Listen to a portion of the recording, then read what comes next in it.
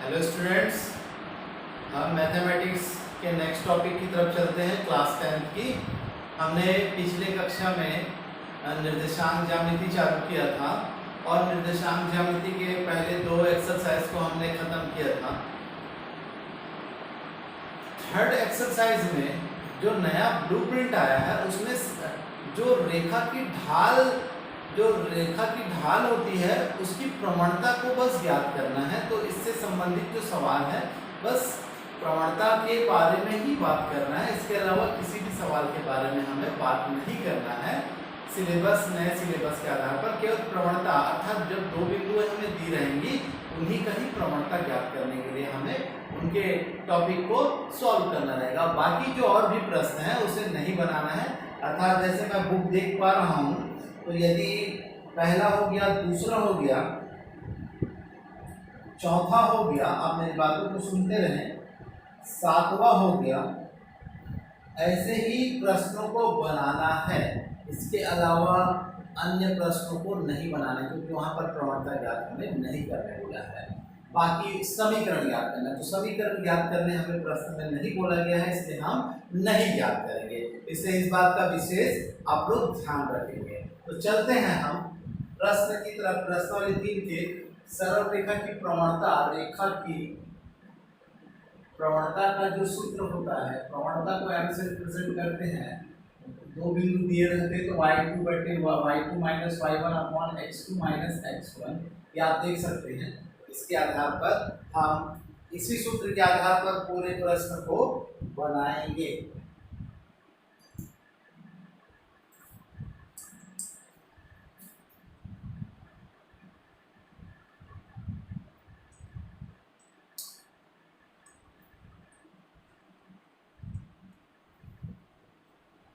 हम आगे चलते हैं प्रश्न की तरफ। प्रश्नावली 3 की तरफ जैसे कहा है, दिए गए आलेख में अंतराल की ढाल या प्रवणता ज्ञात कीजिए। जैसे कोई भी एक प्रश्न होगा ए बी, मान लिया जाए ए बी की रेखा इस प्रकार से दी हुई है, रेखा ए और ये ढाल को प्रदर्शित कर रहा है, कैसी है उसकी ढाल। इसके मान दिए हैं 1 5 3 7, 1 5 3 7। तो प्रश्न फॉर्मूला तो हम पहले लिखेंगे और ए को ऐसा उतार लेंगे 1 5 3 7, ये भी हो गया। तो इसे x1 y1, इसे x2 y2, इस प्रकार से हम क्या करेंगे, प्रदर्शित कर देंगे। तो रेखा की ढाल, तो कौन सी रेखा, ए बी की प्रवणता या ढाल, फॉर्मूला हमने लिख दिया था y2, तो y2 कौन है 7 माइनस y1 का मान 5 है, बटे x2 3 माइनस x1 का मान 1, तो अपॉन 2 हुआ इज इक्वल टू क्या हो गया 1। तो ये होता है सरल रेखा की प्रवणता। इसी प्रकार से और प्रश्न को भी देख लेते हैं। जैसे हमें दिया है G 3 2 H 6 2, तो हमने फॉर्मूला हमारे यहाँ पर है, इसलिए मैं नहीं लिखूंगा फॉर्मूला x1 y1 और ये x2 y2। तो m इज इक्वल टू अर्थात किसकी, GH की प्रवणता is equal to y2 2 minus 2 y2 minus y1 और 3 माइनस और 6 माइनस 3, तो 0 अपॉन 3। तो हम अगर 0 को 3 से भाग देंगे तो क्या आ जाएगा 0। इससे समझ में आ गया। आप GH अगर किताब में देखें तो GH x अक्ष के समांतर है, इसलिए x अक्ष के समांतर रेखा की प्रवणता 0 होती है। यह एक ऑब्जेक्टिव क्वेश्चन भी बन जाता है, तो आप देख सकते हैं। तो ये था आपका ढाल या प्रवणता संबंधी सवाल। इसी प्रकार से और भी सवाल है, मैं बताऊंगा आपको। ये पहला डिलीट कर रहा हूँ, मैं मिटा रहा हूँ। जैसे हमारा दूसरा प्रश्न है, x अक्ष के समांतर सरल रेखा की प्रवणता क्या होगी। यदि हम छोटा सा कल्पना करें, x अक्ष के समांतर, ये हो गया x अक्ष के समांतर, मान लिया जाए a और b दो बिंदु दिए हैं। x अक्ष के समांतर है अर्थात a की भी यहाँ से जो दूरी है, मूल बिंदु से दूरी जो है ये y अक्ष है, तो ये टोटल y होगा, इसलिए इसका जो निर्देशांक होगा हो जाएगा x 1, y का मान y ही होगा, और यहाँ पर भी है y का निर्देशांक, यहाँ से यहाँ तक की जो दूरी y हो जाएगा x2 y। तो हम जब फॉर्मूला लगाएंगे x अक्ष के समांतर रेखा की प्रवणता इज इक्वल टू, आप देखेंगे y2 माइनस y1, तो y तो ये हो जाएगा x1 y1, तो हो जाएगा x2 y2, तो y2 अर्थात y minus y1, y2 minus y1, और ये x2 minus x1 is equal to क्या हो जाएगा 0 upon x2 minus x1 is equal to 0। इससे समझ में आ गया कि x अक्ष की समांतर रेखा की प्रवणता क्या होती है, सदैव शून्य होती है। ये आप देख सकते हैं। ऐसे ही y अक्ष में आप करेंगे तो आप बताएंगे इस प्रकार से, जब आप फोटो बनाएंगे, ये भी प्रश्न होंगे हैं, इस प्रकार से जब आप बनाएंगे y अक्ष से समांतर बना दीजिए, तो आप यहाँ पर पाएंगे कि यहाँ से जो दूरी है x की दूरी है, तो ये x हो जाएगा और ये भी x हो जाएगा, तो ये इसको अगर आप मानोगे तो ये y1 हो जाएगा और ये क्या हो जाएगा y2 हो जाएगा, लेकिन दोनों के मान क्या होंगे x। तो उसी प्रकार से x माइनस एक्स 0 हो जाएगा, और किसी और y2 माइनस y1 ऊपर में ही रहेगा, तो संख्या के बटे में 0 होता है तो अनंत होता है। तो y अक्ष के समांतर जो रेखा होती है उसकी प्रवणता क्या होती है, सदैव अनंत होती है। इस चीज को आप याद रखें। तो ये था आपका प्रश्नावली 3 से रिलेटेड सभी सवाल को मैंने लगभग बता दिया है, आप देख सकते हैं।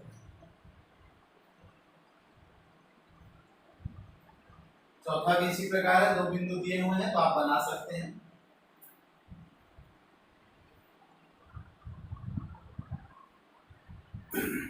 हम अपने अगले चैप्टर की तरफ चलेंगे, आलेख, इसे ग्राफ भी कहेंगे, ग्राफ। इन्हीं दो राशियों के मध्य में जो संबंध बतलाता है उसे ग्राफ कहते हैं। जब एक राशि के मान में परिवर्तन होता है तो दूसरे राशि के मान में भी परिवर्तन होता है। जैसे आप क्रिकेट का खेल देखते हैं, एक तरफ ओवर दिखाता है, दूसरी तरफ रनों का पैमाना दिखाता है। अगर देखेंगे आप, जैसे जैसे रन बन रहे और ओवर बढ़ रहे हैं तो रन भी धीरे धीरे बढ़ता है। तो वो दोनों के मध्य में क्या बनाता है, एक रिलेशन बनाता है। ओवर में यदि किसी ओवर में गेंद ज्यादा पिटा जाती है, रन ज्यादा बन जाते हैं, वैसी वैसी रनों का ग्राफ भी क्या होता है, बढ़ते जाता है। तो एक दूसरे पर क्या होते हैं, आश्रित होते हैं। एक का मान परिवर्तित होता है तो दूसरे का मान भी क्या होने लग जाता है, परिवर्तन होने लग जाता है। यही संबंध बताता है ग्राफ। तो हम एक्सरसाइज 1 में आएंगे। एक्सरसाइज देखेंगे हम। एक्सरसाइज 1 में हम देखेंगे, आपके पास बुक भी होना चाहिए। यहाँ पर 2 चित्र दिया है, 2 आलेखों को देखकर बताइए कि क्यों आलेख ए सरल रेखा है तथा बी आलेख बी एक वक्र के रूप में है। तो इसका पहला पूछा है, आलेख ए में क्या निष्कर्ष निकाले जा सकते हैं।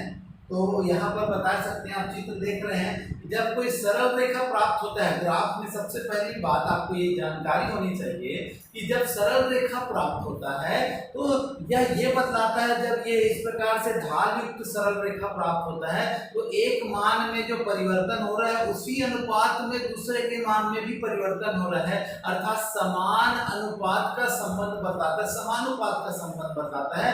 अर्थात यदि एक के मान में परिवर्तन हो रहा है, जिस अनुपात में, मान लो एक में 5 की वृद्धि हो रही है तो दूसरे में भी उसी अनुपात में उतने की मान की ही वृद्धि हो रही है, उस स्थिति में जब एक सरल रेखा हमें प्राप्त होता है। तो इससे क्या हो गया, पहले का जब हम उत्तर देखेंगे आलेख ए से आप क्या निकालेंगे, तो हम बताएंगे कि सप्ताह में जो समय के मान में जिस अनुपात में वृद्धि हो रही है उसी अनुपात में प्रत्येक सप्ताह उन पौधों के जो बढ़ने की रफ्तार है वो एक समान, ठीक है।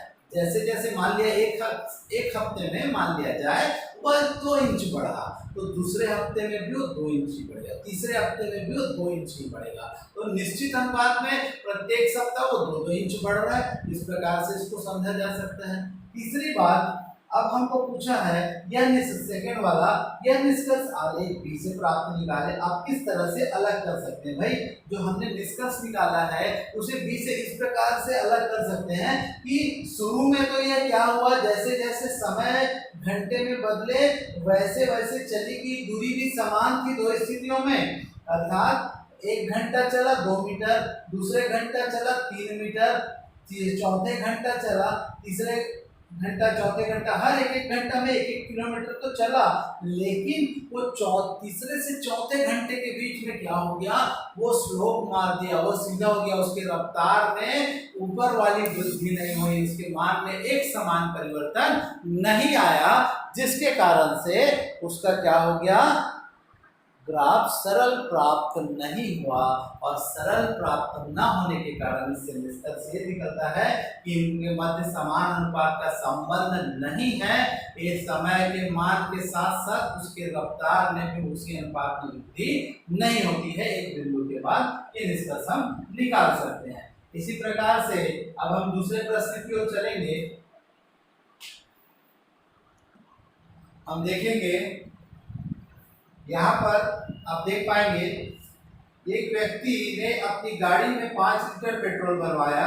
5 दिनों में बचे हुए पेट्रोल की मात्रा व दिनों को निम्नांकित दर्शाया गया है, जैसे कि डब्ल्यू में मैंने दर्शा दिया। बचे हुए पेट्रोल की मात्रा दिन के मध्य में ग्राफ खींचे। देखिए पहला दिन उसमें बचे हुए पेट्रोल की मात्रा 4 लीटर थी, जो दिन को एक्स अक्ष में लेंगे तो एक अक्ष और ये 4 था, तो मैं यहाँ तक जाऊँगा, आपके पास ग्राफ में इस प्रकार से खींचा जाता है, ठीक है। फिर दूसरा देखा, दूसरे दिन उसके पेट्रोल की बची हुई मात्रा कितनी थी, दूसरे दिन 3 लीटर था, 3 लीटर। तीसरे दिन 2 लीटर था, तीसरा दिन उसके बचे हुए पेट्रोल की मात्रा क्या थी, 2 लीटर। चौथा दिन 1 लीटर, चौथा दिन क्या था, 1 लीटर था। और 5वां दिन 0 हो गया, तो 0.5। तो इस प्रकार से जब चारों बिंदु को मिलाता हूँ तो क्या प्राप्त होता है, ये बता रहा है समय जैसे जैसे बढ़ता गया पेट्रोल वैसे खत्म होता गया। सरल रेखा बताया ना, अगर आपको वक्राकार लग रहा है तो मेजरमेंट नहीं है मेरे पास, यहाँ पर पैमाना मानते हैं। पैमाना एक्स अक्ष में क्या माना, एक्स अक्ष में 1 सेंटीमीटर बराबर क्या है, दिन की संख्या, 1 दिन। और वाई अक्ष में 1 सेंटीमीटर बराबर पेट्रोल की मात्रा लीटर में। ये हमको अपने मर्जी से नहीं कहना है, सब दिया रहता है। तो ये हो गया ग्राफ। ग्राफ 4 नंबर का आता है प्यारे बच्चों, आप देख सकते हैं ये ग्राफ को। ऐसे ही सभी सवाल बनेंगे, मैं एक आध दो सवाल और बताता हूँ आपको, अपने स्तर पे आपको बनाना भी है।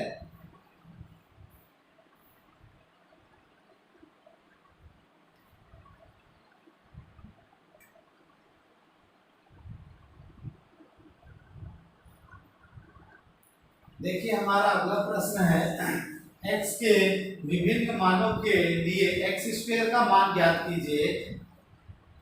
x और x स्क्वायर के मानों के बीच आलेख खींचिए। x का मान ऋण 4 से धन 4 के बीच पूर्णांक को, x का मान ऋण 4 से धन 4 किया तो मैंने ऋण 4 से धन 4 तक लिख दिया, और वर्ग करने बोला है तो 4 चौके 16, 3 तिया 9, 2 दूनी 4, 1 एकम 1 शून्य, 1 एकम 1, 2 दूनी 4, 3 तिया 9 और 4 चौक 16। तो चूंकि धनात्मक ऋणात्मक दोनों है, इसलिए मेरे को इस प्रकार से ग्राफ खींचना पड़ रहा है।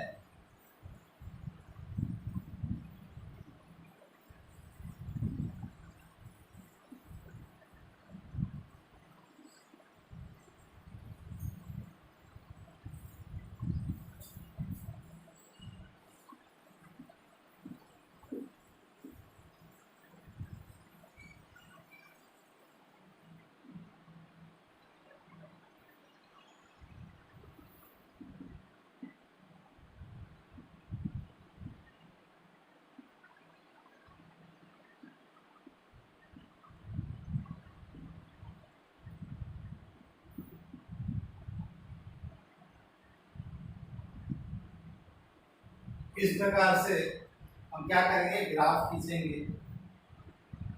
यहाँ पर भी ले लेते हैं 1, 2 4 9 16, ये तो 0 है मूल बिंदु। अब देखेंगे x का मान जब ऋण 4 है तो y का मान कितना है 16, तो ये दोनों के बीच में क्या होगा, इस प्रकार से एक पॉइंट मिलेगा। ठीक है, फिर आया ऋण 3 तो 9 हो गया, ऋण 2 तो 4 हो गया, ऋण 1 तो 1 हो गया और 0। ठीक है, इसी प्रकार से यहाँ आगे बढ़ा, धन 1 तो धन 1 मिला, धन 2 तो 4 मिला, धन 3 तो हमें क्या मिला 9 मिला, और 16 तो हमें क्या मिला 4 मिला। इस प्रकार से हम इस प्रकार से वक्र भी बना सकते, देख सकते हैं आप। इस प्रकार से हम सभी बिंदुओं को मिलाते हुए 0 से लेते हुए चल रहे हैं। इस प्रकार से आप सरल रेखा अगर खींचते हैं तो सरल रेखा भी हो सकता है, और वक्र रूप में बनाते हैं तो वक्र भी, सरल रेखा ही प्राप्त कर सकते हैं आप, जैसा आपको अच्छा लगे वक्र भी। तो यहाँ पर आया, नीचे बदला, उसके मान फिर ऊपर बढ़ गया। तो इस प्रकार से ये हमारा, ये बहुत ही महत्वपूर्ण सवाल है, इसी को आज अधिकतर पूछता है। तो ये था हमारा चौथा सवाल, इसे आप देख सकते हैं। बाकी डिब्बे के जितने भी सवाल है सभी मान डिब्बे में दिए। यही एक ऐसा सवाल था जिसका हमें आधा डिब्बा दिया हुआ था और आधा हमें बनाना था। तो आप देख लीजिए वाला प्रश्न का उत्तर।